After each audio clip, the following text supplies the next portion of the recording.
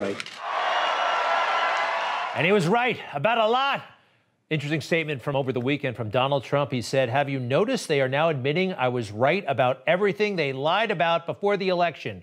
And he went through a list of like 10 things. Take a look at it. Hydroxychloroquine works. Excuse me. The virus came from a Chinese lab. Hunter Biden's laptop was real. Lafayette Square was not cleared for a photo op. The Russian bounty story was fake, and it goes on. We did produce vaccines before the end of 2020 in record time. Blue state lockdowns didn't work. Schools should be reopened. Critical race theory is a disaster for our country and our schools. Our southern border security program was unprecedentedly successful. How about that for a list of, I think it's all incontrovertible at this point. Let's bring in our panel, please.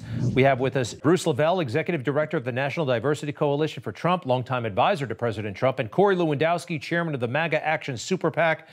And of course, he helped in 2016 big time. Gentlemen, wow. Bruce, first to you. That list is, in my opinion, like he has been vindicated on just about everything that used to be controversial. Yeah, well, thanks for having me. Good evening. Well, I'll tell you, that's the short of the list. There, if he had to put all the things I told you so, it had to have a whole booklet, to be honest with you, Greg, just to be fair. And by the way, thanks for good to see my good brother from another mother, Corey. And you're right. I just want to say this from Newsmax. If it wasn't for Corey, President Trump would not sit in that Oval Office. So thank you, Corey, and tell all the Newsmax that. But yes, Greg, absolutely. The list goes on. And the president did say, I told you so. But, listen, I hope that, media outside of great Newsmax and other media will at least say, listen, we finally got the truth here. Are we going to print the truth? Are we going to tell the truth? Or are we just going to keep going on with the same old lie? I think the answer is in. They're going to keep on going on with the same old lie. Corey, the list is compelling. And by the way, you were there in the very early stages. But seriously, I see no indication that the media is going to change regarding President Trump or Joe Biden protecting him.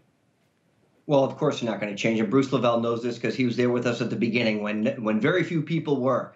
When you look back on the beginning of this campaign and you saw what Donald Trump outlined, there were a few people who stood by us the entire time, and Bruce was one of them. So it's great to be on. But, look at the way the media has just actually talked about Hunter Biden in the last few days. He uses the N-word, no mention of it whatsoever. The cicada on Joe Biden's neck got more media attention than Hunter Biden's use of the N-word. And now, of course, the laptop controversy continues. They said it was a mistake when they banned the New York Post from running that story. Donald Trump has been right time and time and time again. And what we are seeing is buyer's remorse. We see people who said, you know what, I didn't really like Trump's rhetoric, so I'm going to vote him out of office.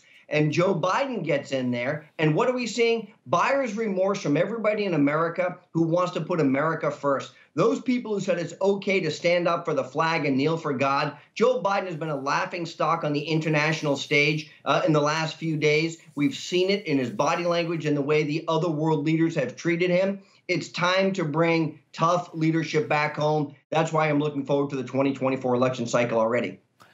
2022 before that. Hey, Bruce, look, I love President Trump. We all do.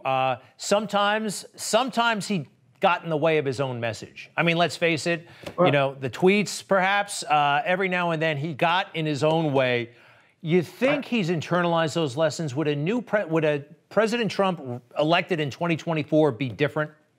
I disagree, Greg. I think the American people wanted the organic Donald Trump. They want the authenticity. They want the better or for worse. They want for rich or for poor. I know it's a marriage because essentially that's what it is. And that's what he promised to the American people. I don't want him to change just because people don't feel good. We need someone that kind of come out here and tell it like it is. Now, granted, if he starts transforming to what people want him to be, he's going to go against everything that he promised that he wouldn't do. Is he wouldn't say, well, I'm going to speak presidential, I'm going to stand this way. We don't want that. We want the 100% pure, authentic, pure Donald Trump again. That's what we want. And I think the American people will learn, if anything, I really didn't care for this or that, but they got to remove the emotional, personal things out the side and look at the balance sheet, look at the accomplishments, look at where we were before Joe Biden took down in the 4 years of a great economy that this president grew. So no, I got to push back on you on this, Greg. We want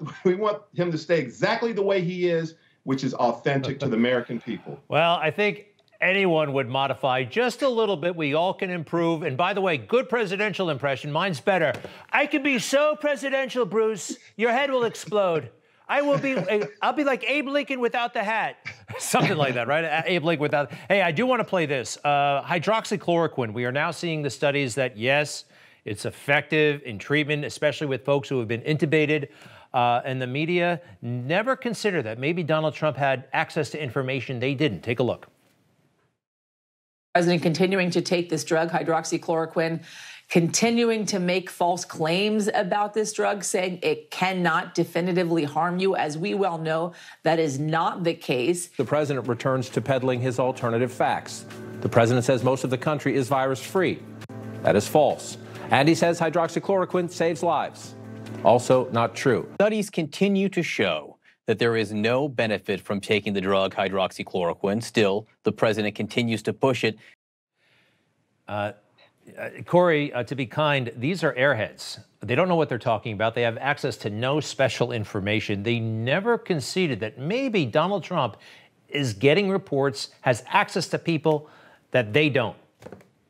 Greg, remember who CNN has access to? One Jeffrey Toobin, who for 7 months was suspended for doing something on television that you're not allowed to do ever, okay? And they brought the guy back. So they have access to their own experts. The, quote, chief legal analyst on CNN is a guy who was caught doing something so disgusting I can't even tell your viewers what it was on television. That's who they're listening to. Well, the rest of the American people were listening to Donald Trump, who said, hey, let me tell you something. This virus started in the Wuhan laboratory, and you should look into it. We have so many people dead in this great country. 600,000 Americans have died from COVID-19, and we still don't have a commission to look into the origins of this. We know that Dr. Fauci has lied about it. We know that taxpayer money has gone into the Wuhan laboratory, and nobody has stood up a commission to look at these deaths. 3.5 million people dead worldwide, and we don't even know where this began yet. And we're listening to these experts, these so-called experts, vilify Donald Trump,